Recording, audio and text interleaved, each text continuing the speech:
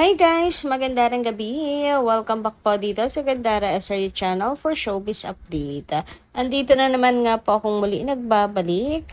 Ang nagmamaganda ninyo kachismosang Kim Pao, wala na nga pong iba, ang lokaret na si Gandara SRU upang maghatid sa inyo ng latest update and fresh happenings patungkol kina Kim Chiu and Paolo Avellino. And para nga po sa gabi nito, ang tatalakayin natin at pag-uusapan ay mayroon pong kinalaman dito sa post ni Paolo Avellino na nagpagulo sa utak ng mga fans Kandahula kung nasaan po siya ngayon. Pero bago po ang lahat ng iyan, sa mga hindi pa nakaka-subscribe sa ating channel, pakiclick lang po tayo ng ating subscribe button at notification bell na nariyan sa baba upang kayo po yung maging updated at ma-notify tuwing may bago tayong chika at balita hinggil sa Kim Pao. Basta mga balita na may kinalaman, kina Kim Chiu and Paolo Avellino, sagot na nga po natin yan. Samantala, narito naman ang mga nais nating pasalamatan ngayong gabing ito. Mga taga-subaybay po natin na wala po sawa na nakasuporta sa ating daily updates. So first comment natin na napiling basahin ngayong gabi ay mula po dito kay Ma'am Walhati Tenedero. Meron po siyang nililinaw, hindi daw po siya basher ng Kim Pao. Ayan, para sa may nagsasabing basher si Ma'am. Paano ba naman kasi Ma'am Walhati, yung mga comment nyo nung nakaraan, parang ang nega po sobra sa Kim Pao. Pati po kay Paolo Avellino. Siyempre, tungkol po doon sa pagpapapriz ng ex ni Kimi na parang wala na bang kakayahan mga anak si Chinita Princess, bakit ayaw niyang magkaroon ng anak. Kasi ang totoo naman po niyan, gusto ni Kimi magkaroon ng anak, gusto po niyang makasal, gusto po niya magkaasawa. So, pinaplano lang talagang maigi ni Chinita Princess yan. Kasi ang pag-aasawa naman talaga dapat pinagpaplanuhan niya ng 100 times at pinag-iisipan, di ba? So sabi nga niya, hindi po ako basher. Isa lang po akong nagmamahal kay Kim. Siya lang po, wala nang iba. Gusto ko po maging maganda ang buhay niya sa pagpapamilya. Natatakot ako na baka umiyak na naman siya. Gusto ko lang namang makita ang lalaking karapat-dapat sa kanya. Yung sa hirap at ginhawa. Alam ko hindi siya pababayaan ni Lord. Bibigay sa kanya ang anak na manggagaling sa sinapupunan niya. Maganda nga sana kung natural birth. Pero okay, nakapag-decide na po si Kimi, suportahan na lang po natin. About naman po sa gusto niyo mangyari kay Kim, na maganda ang buhay niya sa pagpapamilya, ganyan. Yan naman po ang gusto nating lahat for her, 'di ba? Hindi lang po fan ni Kimi, kundi Kim Pao fans din. Kaya pakiusap lang po ng mga Kim Pao fans or fellow Kim Pao fans po namin, Ma'am Walhati Tenedero, kung may duda kayo kay Paolo or hindi nyo naman iniisip na si Pao na yung kanyang magiging ang kanyang makakatuluyan. Basta ang importante, naiintindihan naman namin yan, ang importante maging masaya si Kim at hindi na siya iiyak. Huwag na lang po magsabi ng negative patungkol kay Pao. Yun lang naman po. Para peace po tayong lahat. Nung nakaraan kasi, nega talaga po sa mga Kim Pao fans na marinig na si Pao ay may bahid yan ng panloko, babaero, ganyan. Kaya posible na mangyari yon at gawin kay Chinita Princess. Kaya medyo masakit talaga yun sa mga Kim Pao fans. Kaya sana ay hindi na po ulit maulit. Anyway, dumako naman po tayo ngayon sa comment ni Ma'am Edith na doon sa magandang gabi din po sa inyo at shout out. Hello, magandang good evening. Kamusta? Ingatan ang mga puso natin kasi may maraming bashers. Hindi tayo papadala sa kalokohan nila. Well, to Kim Pao, be strong always. Just pray to good heartily. Heartily? Because God looking people who are in very humble or modest. I believe that if we trust to God, The protection is always us, and He kept away from danger, harm. The Lord will measure us where our belief end. So we know, Kim Pao, faith and mercy have to both of you. That's why I really know that God will give blessing in perfect time. Just claim down, we love you both.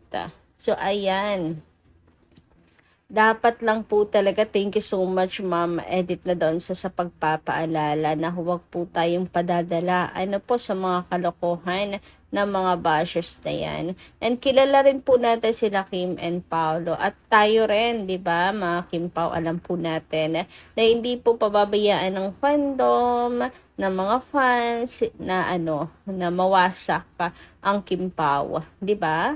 Ang maganda watak-watak, sapagkat tayo pinagkakaisa. Minahal din po natin ang Kim Pao, hindi lang sa kanilang chemistry, kundi dahil na rin po sa nakita natin yung kanila pong kalooban na napakabuti, di ba? Kaya naman deserve po ng suporta ng Kim Pao, love team man or individual, kasi napakabuti po talaga ng kanilang mga puso. Samantala, dumako naman po tayo kay Ma'am Lorna Lee. Sabi niya, sige pa mga bashers, mas maraming bash, mas lalong mag-trending ang Kim Pao. Mas gusto ko ng mga products advertisers ang mga artisan trending. Gusto ng mga product advertisers ang mga artisan trending para sikat din ang products nila. And dun talaga po nagwo-work ang showbiz industry pag pinag-uusapan, pag trending. Kaya bad or good publicity, it's still publicity. So thank you so much pa din sa mga bashers. Sige, magninaw-ngaw lang kayo dyan, wala kaming pakialam. May ambag din naman sila kahit paano, kahit paano. Basta't maging matibay lang kalooban natin, hindi tayo maapektuhan ng mga paninira nila, ng goal nila, 'di ba? And kita niyo naman, 'di ba, yung mga blessings na dumarating, lalo na po kay Chinita Princess, kasi siya rin po talaga yung bugbog sarado ng pangbabatikos sa kanilang dalawa ni Pao. Sobrang kawawa po ni Kim. Talagang yung galit din na para kay Pao napupunta po kay Kim kasi kasama na rin po ng inggit. Ganun talaga. Kaya si Kim masyado pong bine-blessed. Anyway, dumako naman tayo ngayon dito sa update ni Paula Avellino sa kanyang social media account. Finally, nagparamdam na rin po si Pao, and ang dami pong naguguluhan at panay po ang hula kung ano ba ang meaning ng caption ni Pao. Ano ba to? Throwback ba to? Anong ganap? Bakit siya nandoon? Kailan siya umalis?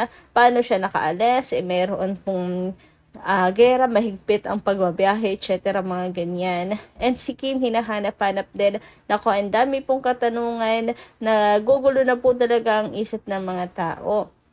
And eto nga po yung post na yan ni Paula Avellino. Yang si Pao ay nasa France. Ano po, sabi nila ay nasaan nga, anong ginagawa doon ni Pao? Sabi nga dito sa post sa ex ni Carlos Miguel, kanya-kanya na naman po tayo ng hulaan kung anong meaning nung caption ni Pao sa IG story niya. Ha. Kanya-kanyang interpretasyon, kanya-kanyang hanap nasaan si Kim. Kanya-kanyang hula kung throwback ba or latest. Hashtag finding Pao na naman ba tayo ulit? Haha. Hashtag Kim Pao, hashtag Paula Avellino.